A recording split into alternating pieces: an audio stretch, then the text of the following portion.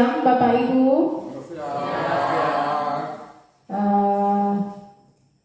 Puji syukur kehadirat Tuhan Yang Maha Esa, pada siang hari ini kita diberikan kesempatan untuk berkumpul di ruangan ini dalam rangka kegiatan guru penggerak, yaitu diseminasi budaya positif dari CGP Angkatan 11. Baik, adapun agenda kita pada siang ini, yang pertama pembukaan oleh saya sendiri, selanjutnya menyanyikan bersama Mas Guru Penggerak, sambutan kepala sekolah, ice breaking, kemudian pemaparan materi, selanjutnya refleksi dan penutup. Baik, kita memasuki acara yang kedua, yaitu menyanyikan Mas Guru Penggerak. Kepada Bapak Ibu sekalian dimohon untuk berdiri.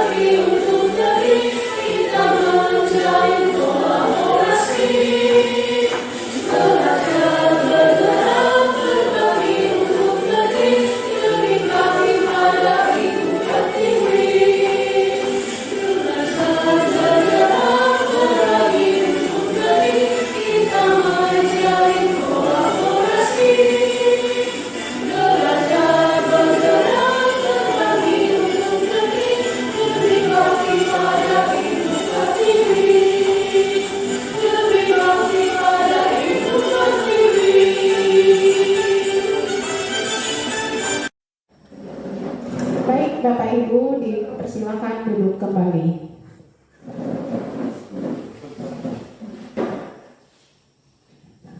Selanjutnya sambutan kepala sekolah kepada Ibu Margareta Susanti, dipersilakan. Selamat siang Bapak Ibu. Semangat siang Bapak Ibu Pak. Siang, tetap semangat, ya tidak apa-apa. Baik, untuk hari ini kita patut mengucap syukur ada kegiatan untuk guru-guru penggerak, guru-guru hebat kita. Kita bangga patut mengucap syukur perwakilan di tingkat sekolah zona Jelimpo yang untuk Bu Monica Seles. Adapun untuk kegiatan hari ini, bahwa guru-guru penggerak CGP Angkatan 11 Ibu Monica Seles akan mengadakan kegiatan tentang diseminasi atau penyebaran pemahaman tentang budaya positif di sekolah kita. Tentang diseminasi ini berarti sudah dipahami oleh kita semua seperti apa sih budaya positif itu. Apakah ada yang sudah menjalankannya atau ada yang belum menjalankannya, tapi sudah tahu seperti apa berdaya positif itu. Hari ini kita akan mendengarkan penjelasan dari CGP kita kepada Ibu Monica Seles. Nanti dipersilahkan untuk berbagi, karena ini adalah praktek baik ya, yang selanjutnya ya yang sudah dibuat. Jadi untuk itu Ibu sebagai kepala sekolah sangat-sangat mendukung kegiatan ini. Untuk itu Bapak Ibu mohon maaf waktu pulangnya. Nah, biasanya kan cepat-cepat mau pulang nih, ada aja alasan kan. Nah, jadi sekarang ini tidak ada alasan, karena kita harus membantu juga kawan kita. Apa yang akan kawan kita buat, kita harus sama-sama seia sekata. Untuk apa budaya positif ini? Nah, itu ya Bapak Ibu ya. Apapun yang kita lakukan di sekolah ini, ya kita tahu yang dikatakan budaya positif ini seperti apa. Ya pasti sesuatu yang baik, bukan hanya untuk diri kita, tetapi untuk anak-anak kita dan untuk sekolah kita dan nama baik kita semua.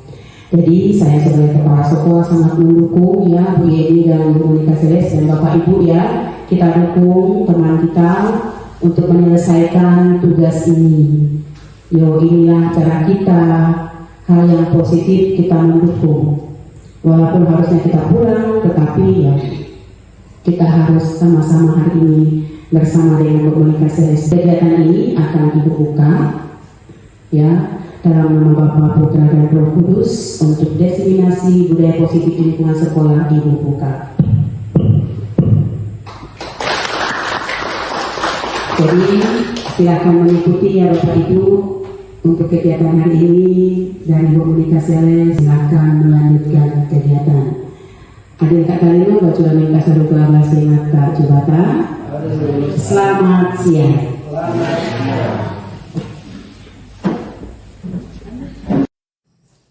Baik, selanjutnya pemaparan materi dari rekan kita Ibu Monica Seles. Kepada Ibu Monica dipersilakan.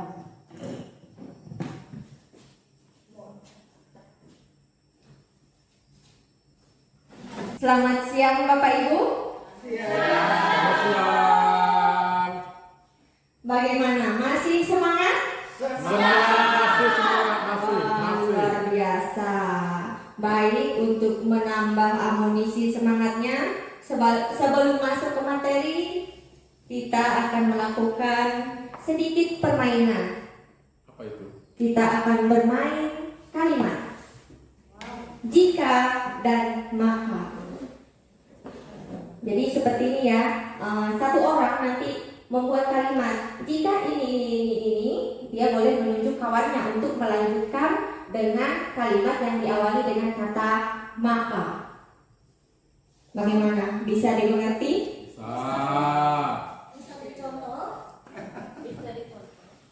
Bisa dicontoh atau dicontohkan? Iya, jadi contohnya, jika saja waktu itu kita tidak bertemu,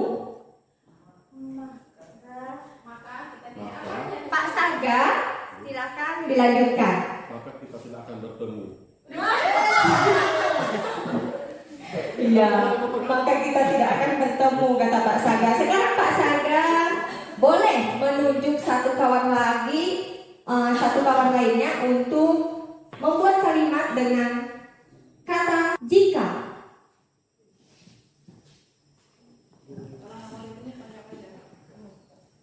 Jika pada pagi tadi tidak hujan, maka Ibu Retno akan sambungkan. Maka saya akan bahagia. Lanjut ke Bu Saksi.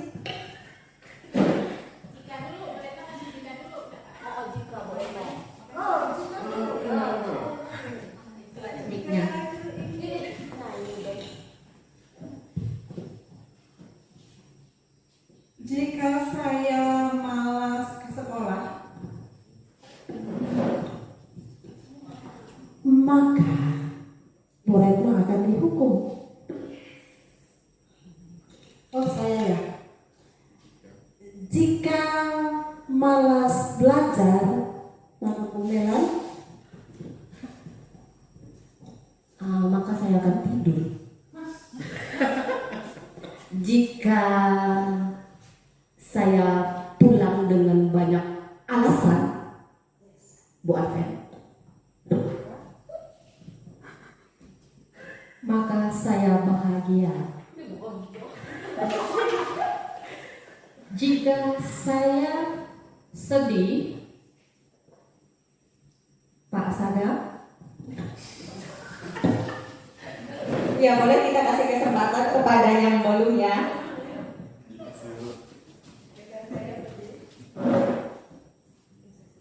Maka saya juga ikut bersedih. Jika suatu hari nanti saya mendapat kebahagiaan, maka Ibu Dwi, saya akan bersyukur kepada Tuhan Yang Maha Esa.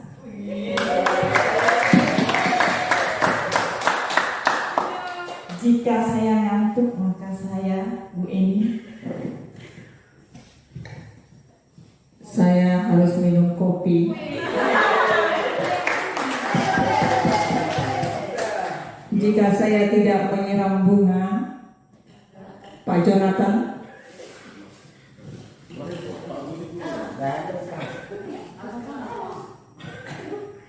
Maka bunga saya akan layu dan mati.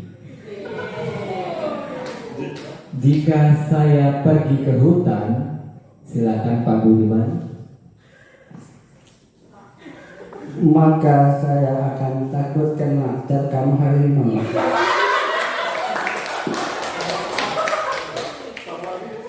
Jika saya terlambat karena hujan ke sekolah, maka Bu Apel.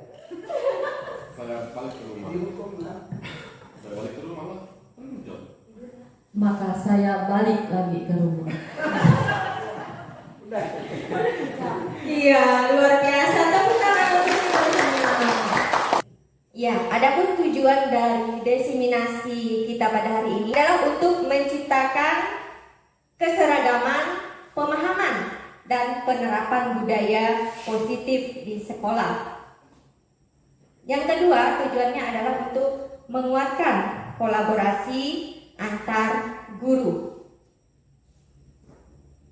Dan yang ketiga, di sini tujuannya tentu untuk menciptakan lingkungan positif di sekolah kita ini. Dan yang terakhir di situ tujuannya, ketika budaya positif ini sudah terbentuk, pastinya di sini juga akan berdampak terhadap peningkatan kesejahteraan emosional dan sosial murid. Nah, itu adalah tujuan dari diseminasi ini. Tujuannya ini memang bersifat jangka panjang. Nah, di sini Bapak Ibu bisa melihat kesepakatan kelas kita. Ya, di situ ada 5 kesepakatan.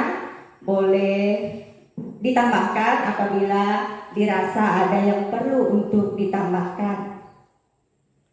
Bagaimana? Setuju atau ada tambahan? Setuju. Iya, baik.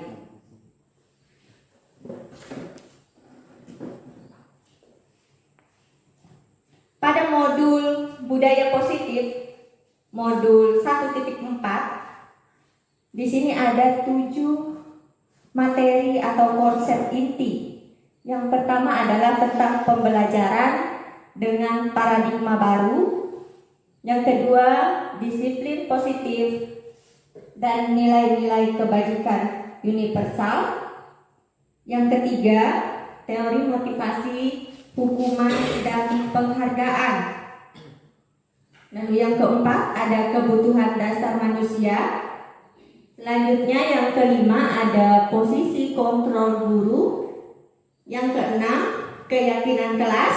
Dan yang terakhir adalah segitiga restitusi.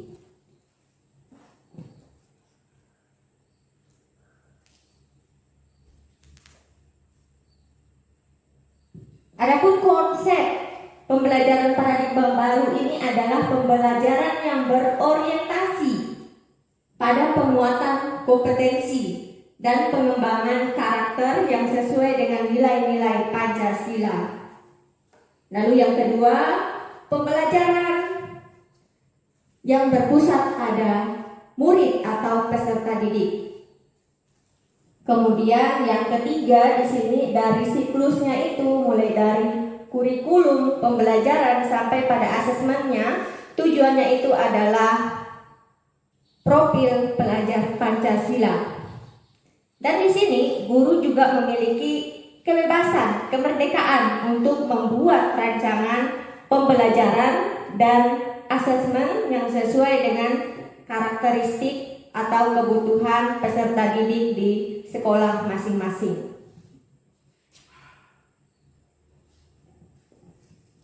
Selanjutnya di sini ada miskonsepsi tentang makna kontrol. Sekarang saya mau minta bantuan Pak Saga untuk maju ke depan dengan Ibu Melan. Bu Melan tolong bawa kopinya.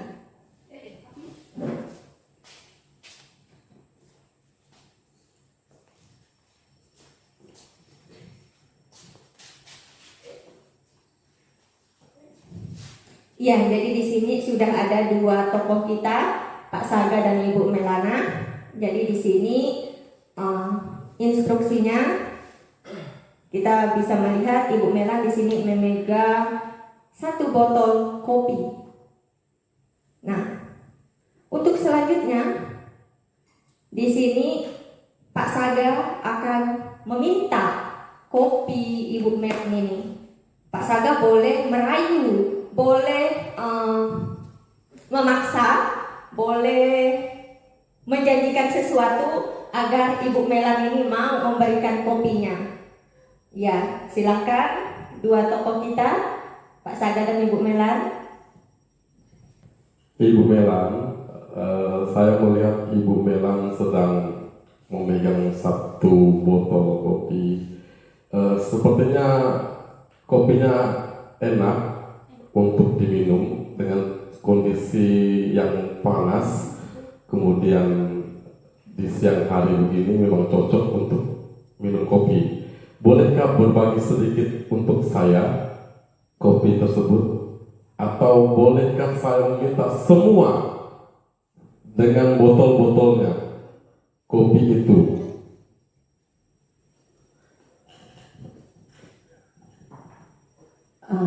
Maaf Pak Saga, kebetulan ini hanya cuma 1 dan juga ini sudah saya minum dan tinggal setengah. Jadi tidak mungkin saya untuk memberikannya kepada Pak Saga. Jadi bagaimana ini?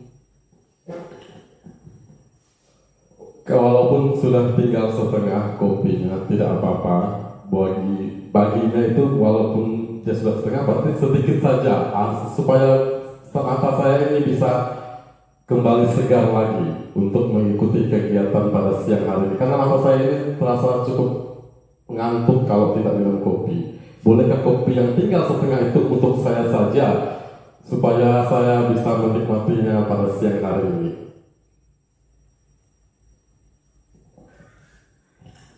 Ini kok sepertinya Pak Saga memaksa sekali ya untuk meminum sisa dari kopi saya ini.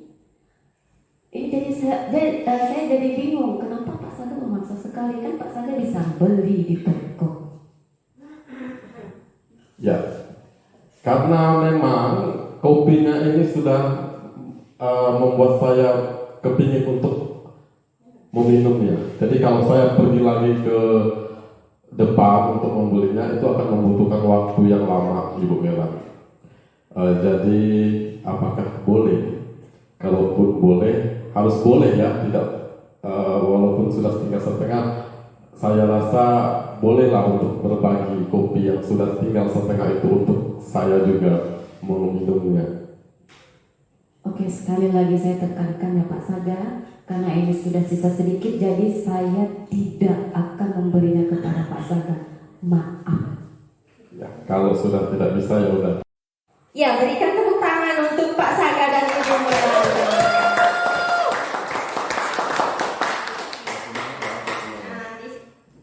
Nah, di sini tadi kita melihat ada percakapan antara Pak Saga dengan Ibu Melana perihal kopi, ya. Jadi di sini Pak Saga sudah merayu, meminta-minta kopi dari Ibu Melana, tapi Ibu Melana ini tetap pada pendiriannya untuk tidak memberikan kopinya tersebut. Dari situ apa yang kita dapatkan?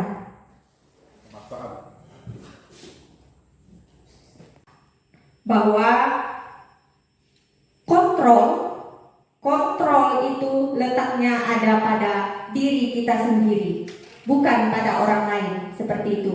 Jadi di sini kita akan melihat miskonsepsi tentang makna kontrol, ya, di mana ilusi guru mengontrol murid ini. Padahal pada dasarnya kita sebagai guru itu tidak bisa memaksa murid untuk melakukan sesuatu. Nah, ketika murid itu mengikuti apa yang kita perintahkan, sebenarnya murid ini sedang mengizinkan dirinya untuk dikontrol. Tetapi pada dasarnya kita tidak memiliki kemampuan untuk mengontrol murid tersebut. Lalu yang kedua di sini bahwa ilusi bahwa semua penguatan positif efektif dan bermanfaat. Ini mungkin dalam jangka waktu yang pendek, iya bisa, tetapi pada waktu yang panjang ini sepertinya juga kurang efektif. Ada ilusi yang ketiga, ilusi bahwa kritik dan membuat orang merasa bersalah dapat menguatkan karakter. Pada kenyataannya, kritik, apalagi kritik yang berlebihan, itu akan menuju identitas gagal pada diri murid. Mereka belajar untuk merasa buruk tentang diri mereka sendiri. Jadi apa yang kita kritik kepada si murid ini akan terngiang-ngiang, akan tertanam di dalam dirinya. Seperti itu. Lalu yang keempat, ada ilusi bahwa orang dewasa memiliki hak untuk memaksa.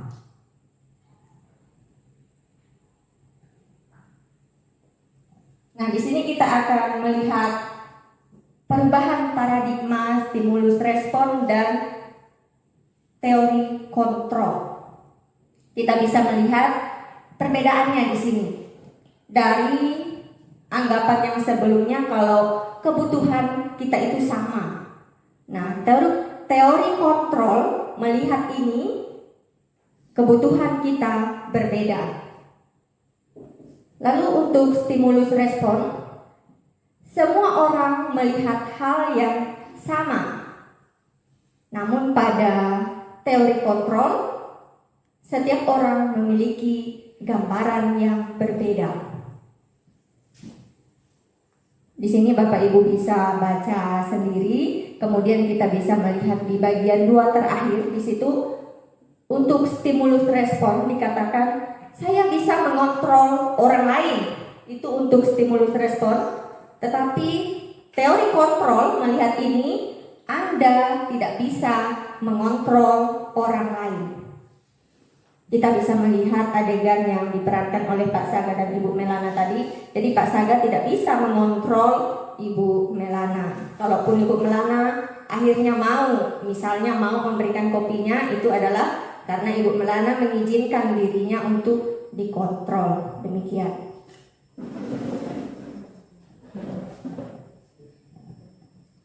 Selanjutnya kita masuk pada disiplin positif. Apa sih itu disiplin positif?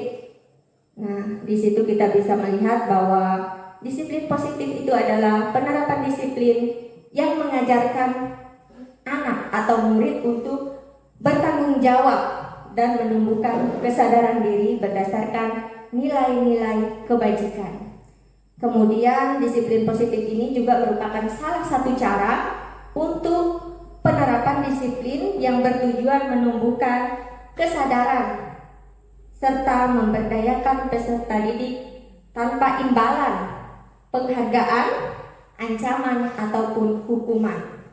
Jadi kalaupun peserta didik ini disiplin, itu harusnya tanpa mengharapkan imbalan atau bukan karena dihukum.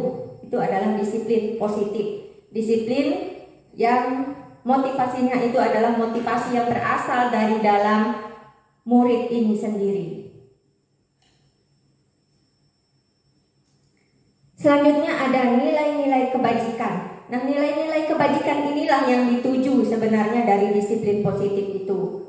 Sebenarnya ada beberapa, ada 6 nilai kebajikan institusi, tetapi di sini saya cuma menampilkan 3 saja. Yang pertama adalah profil pelajar Pancasila, yang isinya itu kita sudah akrab sekali mendengarnya ya.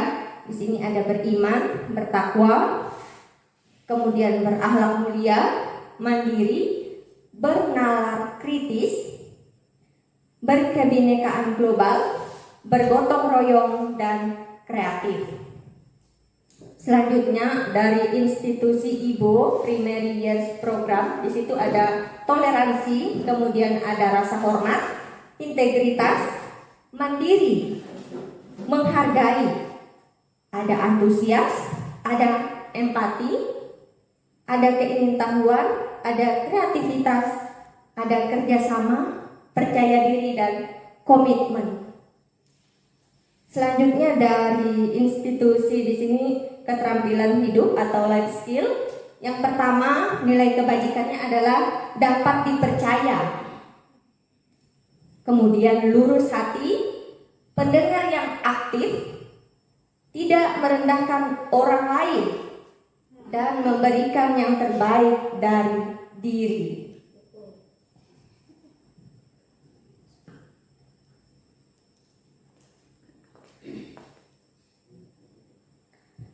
Di sini ada sebuah tulisan yang berjudul "Dihukum oleh Penghargaan". Saat kita berulang kali menjanjikan hadiah kepada anak-anak agar berperilaku bertanggung jawab, atau kepada seorang murid agar mempelajari sesuatu yang baru, atau bisa juga kepada seorang karyawan agar melakukan pekerjaan yang berkualitas, kita sedang berasumsi mereka tidak dapat melakukannya atau mereka tidak akan memilih untuk melakukannya. Nah, ini menurut Alfie Korn, ya, Bapak pakar pendidikan.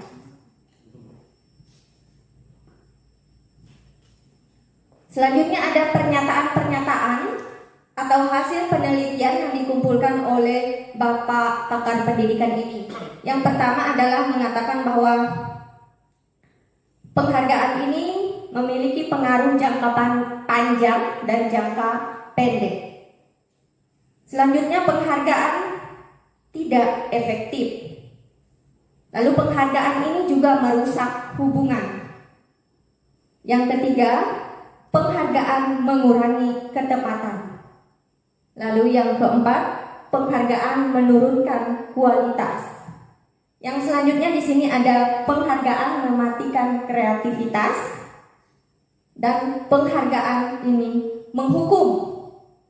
Dan selanjutnya, penghargaan ini juga sebenarnya bisa menimbulkan motivasi dari dalam diri atau intrinsik.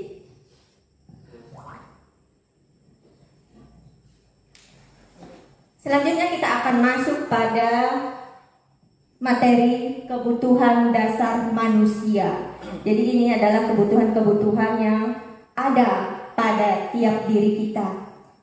Yang pertama adalah kebutuhan untuk bertahan hidup. Jadi di situ ada makanan, ada tempat tinggal. Lalu yang kedua ada kebutuhan akan kasih sayang dan rasa diterima. Jadi kita tidak hanya makan saja sudah tenang, tetapi pada kenyataannya kita juga memerlukan rasa untuk diterima. Diterima di dalam kelompok, diterima oleh orang yang ada di keluarga kita, seperti itu. Lalu yang ketiga ada penguasaan. Penguasaan ini terkait dengan kemampuan. Lalu yang selanjutnya ada kebebasan. Bebas untuk memilih, ada pilihan. Seperti itu. Lalu ada kesenangan. Kesenangan itu bermacam-macam. Di situ saya contohkan orang yang lagi atau selesai berbelanja di situ.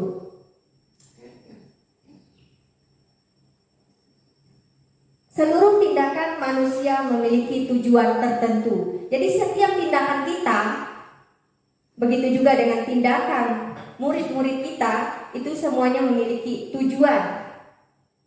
Kemudian ketika kita mendapatkan apa yang kita inginkan, sebetulnya kita sedang memenuhi satu atau lebih kebutuhan dasar kita. Ketika kita mendapatkan sesuatu, itu sebenarnya ada kebutuhan dasar yang terpenuhi, entah itu rasa senang, entah itu penguasaan. Nah, jadi ketika kita mendapatkan sesuatu ada kebutuhan dasar yang terpenuhi. Di sini ada contoh. Contoh, Banu, namanya Banu ya, seorang murid SMP kelas 7. Sangat suka dengan pelajaran matematika. Namun, dia merasa bahwa materi yang diajarkan di kelas terlalu mudah dan tidak menantang. Suatu hari, Banu memutuskan untuk mempelajari materi matematika kelas 8 secara mandiri. Dia mulai belajar dari buku-buku yang lebih lanjut dan menonton video tutorial di internet. Ketika guru mengadakan kuis matematika tambahan di kelas, Banu berhasil menyelesaikan soal-soal yang lebih sulit dengan cepat dan tepat. Teman-temannya terkejut dan gurunya memuji usahanya. Nah, dari ilustrasi tersebut, kebutuhan apa yang sudah terpenuhi?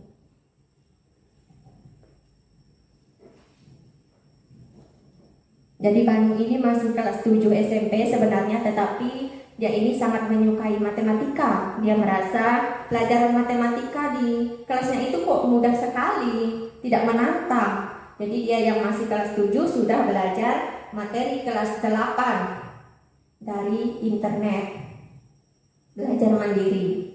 Kemudian ketika diadakan kuis di kelasnya, dia bisa menyelesaikan dengan waktu yang cepat dan juga tepat. Di sini teman-temannya terkejut dan gurunya memuji usaha Banu. Kira-kira kebutuhan apa yang terpenuhi dari tindakan Banu tersebut?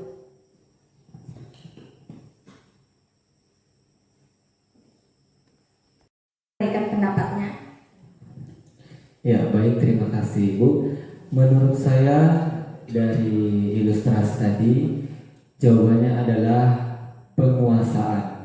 Karena si Banu merasa matematika di pelajaran kelas 7 kurang menantang dan dia berusaha untuk ingin membuat sesuatu yang lebih menantang lagi, sehingga dia belajar matematika yang kelas 8 dan pada akhirnya kita lihat hasilnya Banu bisa menjawab soal yang sulit bagi teman-temannya, tetapi bagi dia sangat mudah. Terima kasih.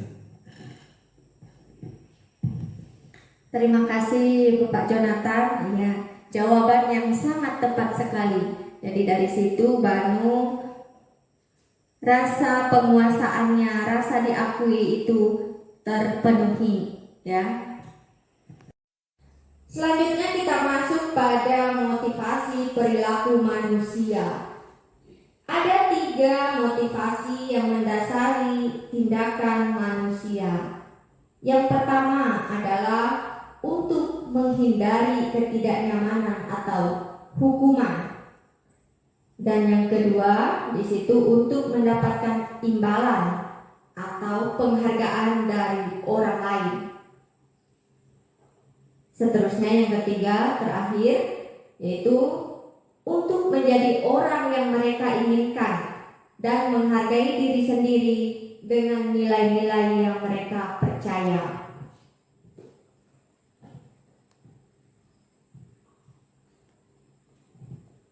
Nah, di sini ada contohnya ya untuk yang pertama, pernyataan pertama tadi, menghindari ketidaknyamanan atau hukuman.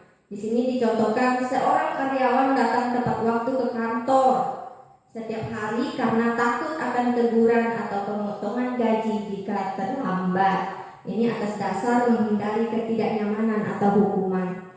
Yang kedua di sini, seorang siswa rajin belajar dan mendapatkan nilai tinggi agar mendapatkan beasiswa atau penghargaan dari sekolahnya.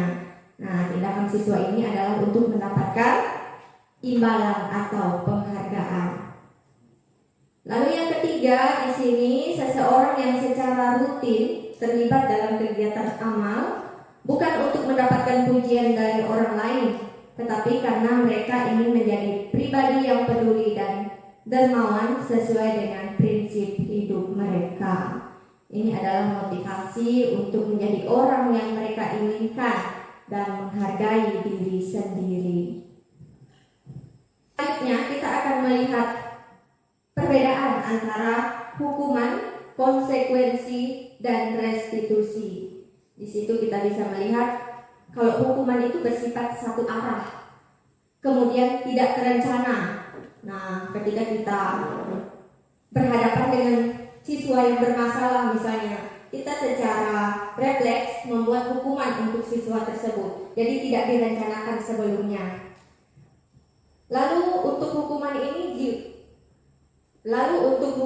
ini juga bisa berupa hukuman fisik atau psikis. Itu hukuman. Selanjutnya kita bandingkan dengan konsekuensi. Kalau tadi hukuman itu tidak terencana, konsekuensi ini terencana, kemudian disepakati dan sesuai aturan.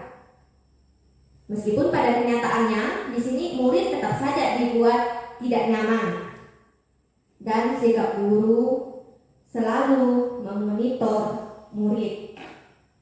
Nah, yang bagian ketiga ada restitusi. Kita akan melihat perbandingannya. Restitusi ini proses menciptakan kondisi bagi murid untuk memperbaiki kesalahan. Lalu juga ada proses kolaboratif di dalamnya yang mengajarkan murid untuk mencari solusi sendiri. Di sini ada identitas gagal dan identitas sukses. Hukuman itu masuk ke identitas gagal, sedangkan konsekuensi dan restitusi di situ masuk ke identitas sukses. Selanjutnya ada keyakinan kelas. Kenapa sih harus keyakinan kelas? Kenapa bukan peraturan kelas saja? Nah, ini karena seseorang akan lebih tergerak, akan lebih bersemangat untuk menjalankan keyakinan daripada kalau peraturan itu hanya berupa tulisan-tulisan yang mungkin dianggap kurang bermakna. Nah, bagaimana sih keyakinan kelas itu?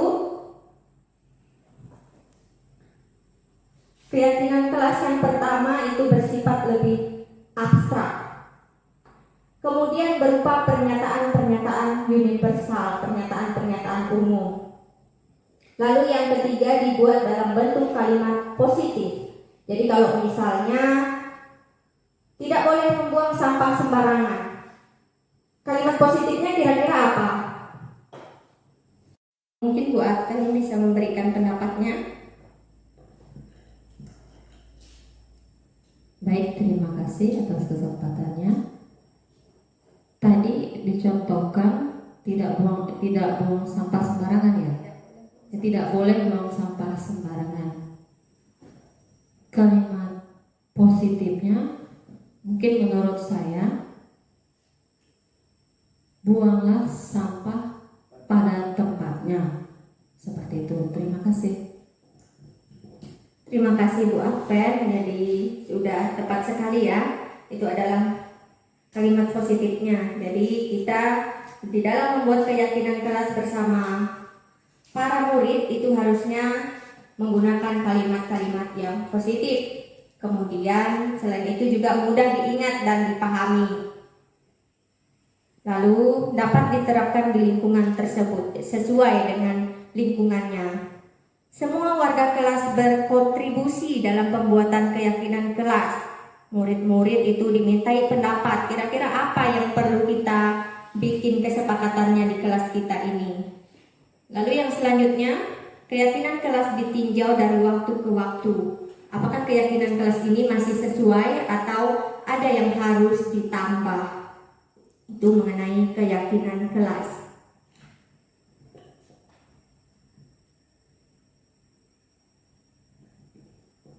Selanjutnya kita akan melihat 5 posisi kontrol guru.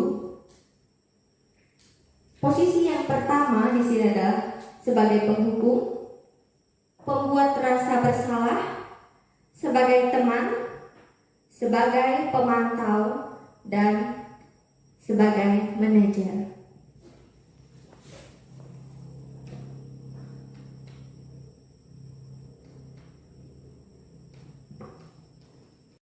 Berikut ini adalah video pemaparan mengenai 5 posisi kontrol guru. Silakan Bapak Ibu amati videonya.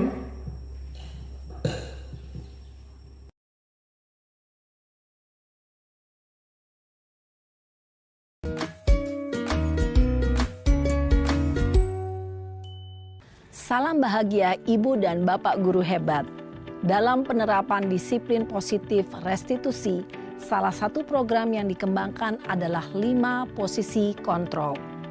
5 posisi kontrol dalam restitusi adalah proses perjalanan seorang pendidik agar dapat mengenali dirinya.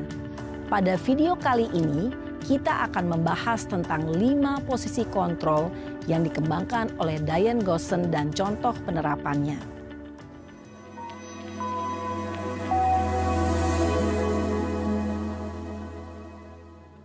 5 posisi kontrol itu adalah 1. Posisi penghukum. 2. Posisi pembuat merasa bersalah. 3. Posisi teman. 4. Posisi pemantau atau monitor. Dan 5. Posisi manajer. Untuk lebih memahami kelima posisi tersebut, mari kita saksikan kasus Naren yang terlambat hadir 20 menit di sekolah dan melihat bagaimana kelima posisi kontrol dalam menghadapi masalah tersebut.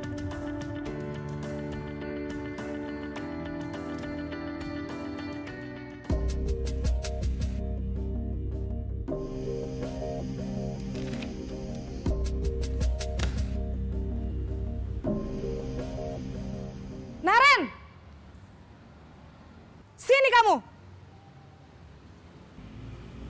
Selamat pagi, Bu. Selalu terlambat. Kamu deh, pasti terlambat. Maaf, Bu. Saya... Apa? Apa coba? Alasan kamu apa lagi? Kapan sih kamu tidak terlambat? Malas sekali ya kamu jadi anak. Saya... Dasar pemalas. Gak kapok-kapok sih kamu. Sudah berapa kali terlambat? Sana, kamu keliling lapangan basket 2 kali. Kenapa saya harus keliling lapangan basket, Bu? Kenapa? Kamu mau lawan ibu? Berani-beraninya jawab. Sudah terlambat, masih berani jawab pula. Sekarang, keliling lapangan basket 5 kali sekalian. Biar kapok. Cepat, pergi sana ke lapangan basket. Posisi penghukum biasanya berbicara dengan nada tinggi, menghardik, menunjuk-nunjuk, menyakiti, dan menyindir. Hukuman bisa berupa fisik maupun psikis.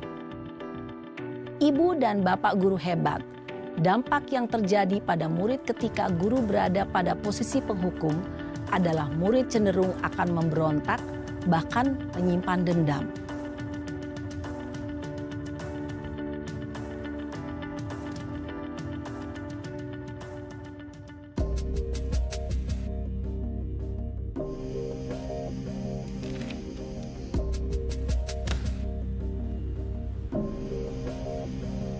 Naren!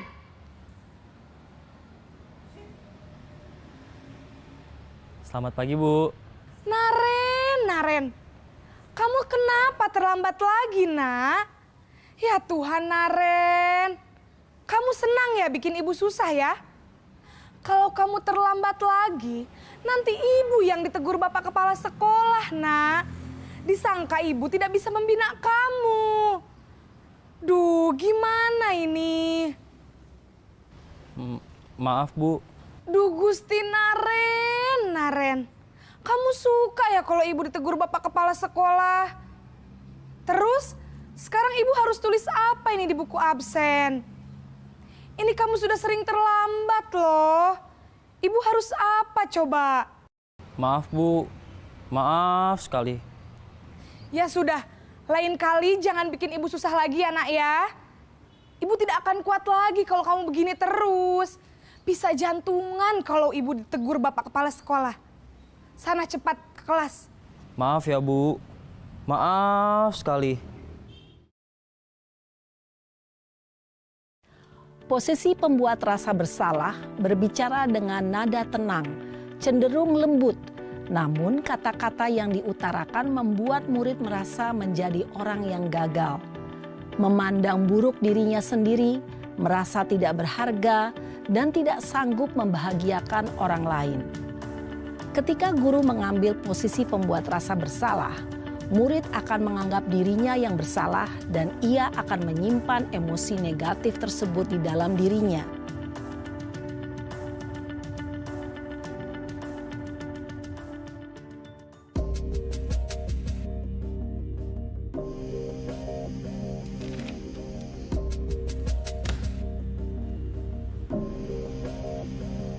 Naren!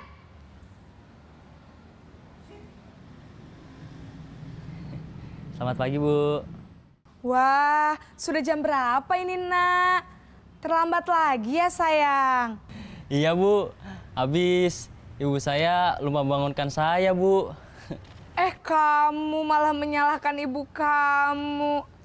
Kamu bukannya anak yang larinya paling kenceng. Kok terlambat sih? Iya, Bu. Saya memang terlambat bangun tadi. Jadi, biarpun saya lari kencang, tetap gak kekejar, Bu.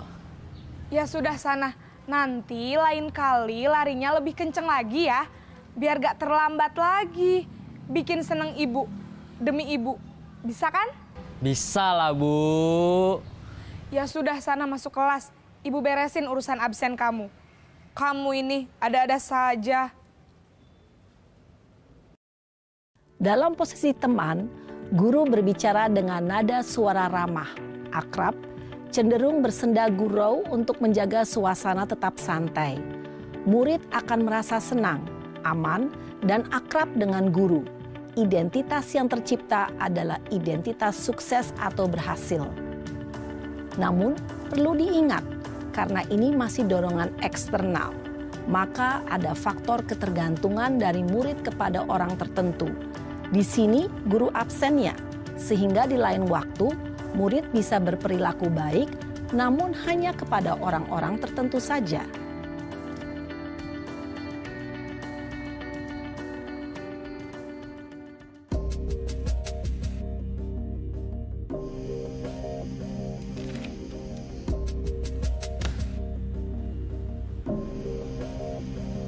Naren!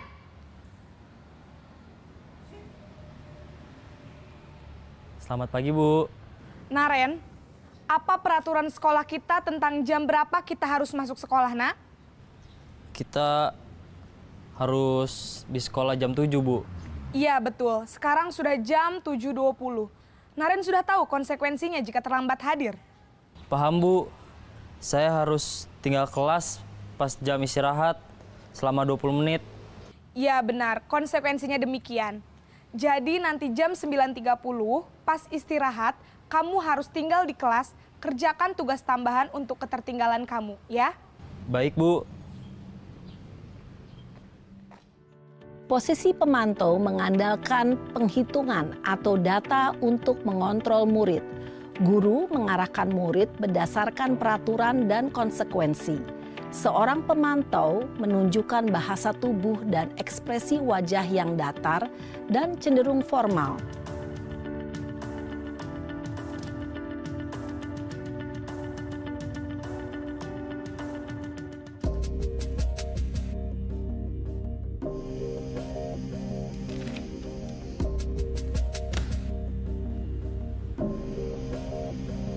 Naren!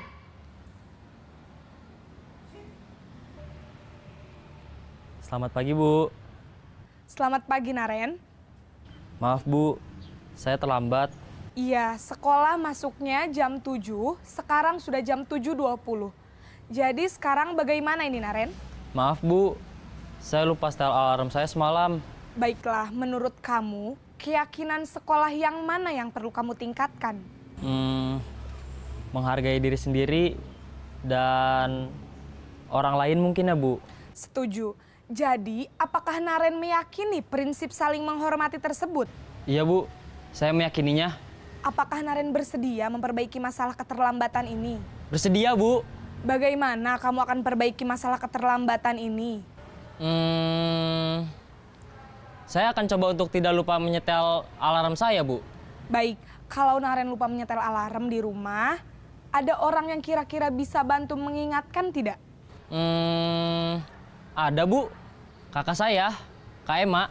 Ada lagi selain Kak Ema? Selain Kak Ema, ada ibu saya. Baik, jadi yang mengingatkan Naren adalah Kak Ema dan ibu kamu ya? Kira-kira akan mulai setel alarm kapan nih, Naren? Setelah pulang sekolah, akan segera saya lakukan. Baik, jadi Naren akan setel alarm untuk bangun besok pagi dan akan diingatkan oleh kakak dan ibunda Naren ya. Ada lagi yang mungkin perlu dilakukan, Naren?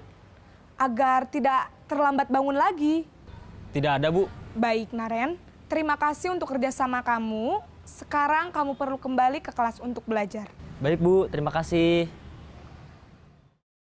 Posisi manajer adalah posisi kontrol yang disarankan untuk membimbing murid memiliki sikap disiplin yang positif, yaitu murid yang mandiri, bertanggung jawab, dan dapat memecahkan masalah. Tujuan dari posisi ini adalah agar murid dapat berefleksi atas tindakannya. Guru akan dengan tulus memberikan pertanyaan-pertanyaan bermakna, sehingga membuat murid dapat belajar dari kesalahannya dan mencari sebuah solusi untuk menyelesaikannya. Ibu dan bapak guru hebat, setelah mengamati adegan kelima posisi kontrol tadi, kira-kira posisi mana yang paling ideal? Posisi mana yang dapat menunjang motivasi intrinsik murid? Ya, tentu posisi manajer. Posisi ini memang posisi ideal yang ingin dituju setiap pendidik. Pada posisi inilah, guru dapat menerapkan disiplin positif yang berpihak pada murid, yang memerdekakan murid. Perjalanan seorang pendidik tentunya tidak mudah untuk sampai pada posisi seorang manajer.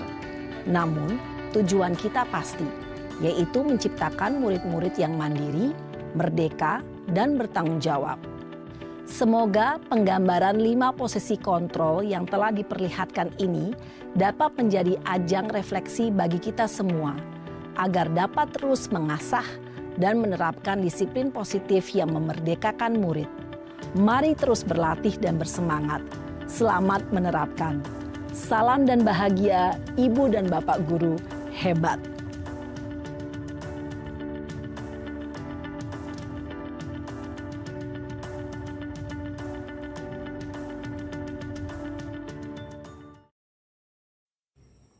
Ya, itu tadi video mengenai 5 posisi kontrol guru. Sekarang kita akan melihat dampak dari masing-masing posisi tersebut. Yang pertama adalah sebagai penghukum. Ketika guru berbuat menghardik menunjuk-nunjuk, menyakiti, atau menyindir. Di sini, atau ketika guru berkata, kalau kamu tidak melakukannya, saya akan. Apa hasilnya? Di sini murid menjadi pemberontak, kemudian pendendam, menyalahkan orang lain. Itu hasil yang ditimbulkan ketika guru memposisikan dirinya sebagai penghukum. Lalu yang kedua, ketika guru berada pada posisi pembuat orang merasa bersalah, ketika guru berceramah, menunjukkan kekecewaan yang mendalam di sini, atau ketika guru berkata, kamu sudah mengecewakan ibu, atau kamu sudah mengecewakan bapak. Kita akan melihat apa hasilnya. Di sini murid akan menyembunyikan atau menyangkal, jadi akan lebih cenderung untuk berbohong. Lalu pada posisi teman, ketika guru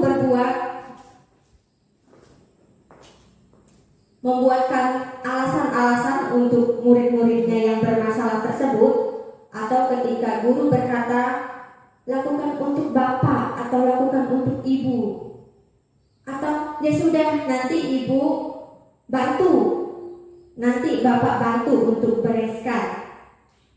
Apa yang terjadi? Murid itu mengalami ketergantungan dengan guru ini. Lalu ketika guru memposisikan dirinya sebagai pemantau, ketika dia berkata, apa peraturannya? Apa konsekuensinya? Maka hasilnya adalah murid akan menyesuaikan apabila diawasi. Di sini ada kata apabila diawasi. Tetapi berbeda ketika guru memposisikan dirinya pada posisi manajer. Ketika guru di sini mengajukan pertanyaan-pertanyaan dengan berkata, apa yang kita yakini? Di sini menyambungkan atau mengaitkan dengan keyakinan kelas, dengan keyakinan sekolah atau keyakinan di keluarganya. Di situ, atau guru akan berkata, kalau kamu meyakininya, lalu apa hasilnya? Di sini ternyata dapat menguatkan watak atau karakter dari si murid yang tadinya bermasalah. Nah, itulah kenapa seharusnya atau sebaiknya guru menempatkan dirinya pada posisi manajer. Karena ketika berada pada posisi manajer ini, guru berbuat sesuatu bersama dengan murid. Murid yang bermasalah tadi dipersilakan untuk mempertanggungjawabkan perilakunya. Kemudian murid ini juga menemukan solusi atas permasalahannya.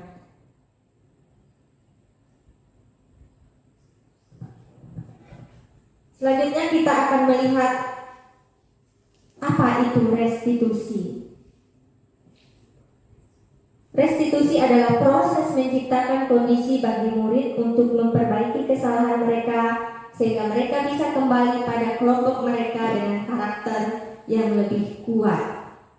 Ya, dari proses restitusi ini murid akan belajar dari kesalahan, kemudian memperbaiki hubungan. Di dalam restitusi ini juga merupakan tawaran, bukan paksaan. Selain itu, di dalam restitusi menuntun murid untuk melihat ke dalam diri. Selain itu, proses restitusi juga fokus pada karakter. Selain fokus pada karakter, tentunya fokus pada solusi, mencari permasalahan yang terjadi. Ada 3 tahapan dalam segitiga restitusi ini. Yang pertama adalah menstabilkan identitas. Lalu yang kedua, validasi tindakan yang salah. Dan yang ketiga, menanyakan keyakinan. Dalam proses menstabilkan identitas, guru biasanya akan mengatakan, berbuat salah itu tidak apa-apa. atau tidak ada manusia yang sempurna. Bapak atau ibu tidak tertarik mencari siapa yang salah, tapi bapak atau ibu ingin mencari solusi dari permasalahan ini.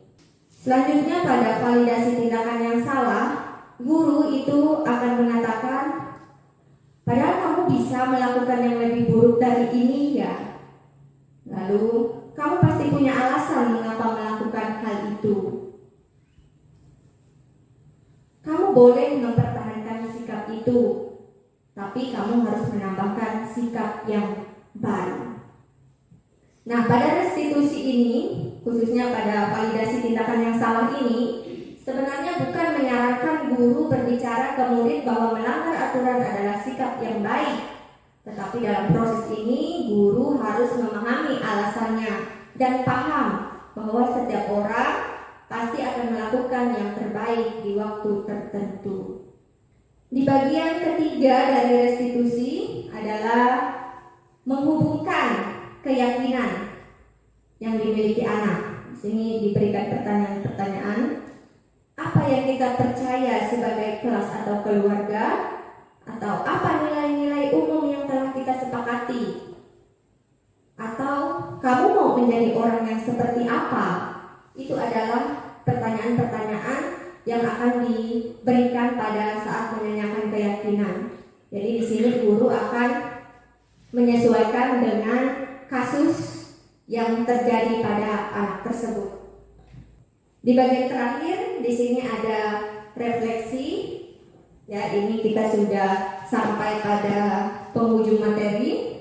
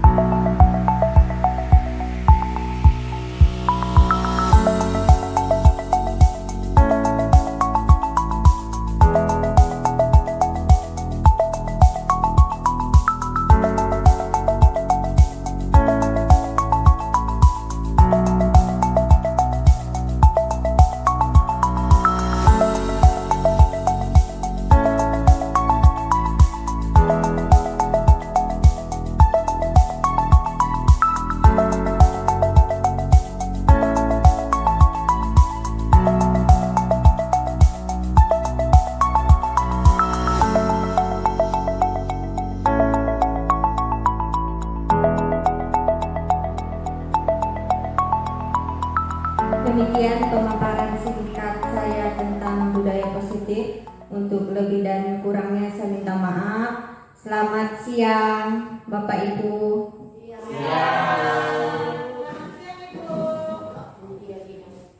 Baik, demikian rangkaian acara diseminasi kita pada siang hari ini. Terima kasih atas partisipasi Bapak Ibu sekalian. Semoga apa yang sudah disampaikan membawa manfaat untuk kita semua. Wassalamualaikum warahmatullahi wabarakatuh. Selamat siang untuk kita semua.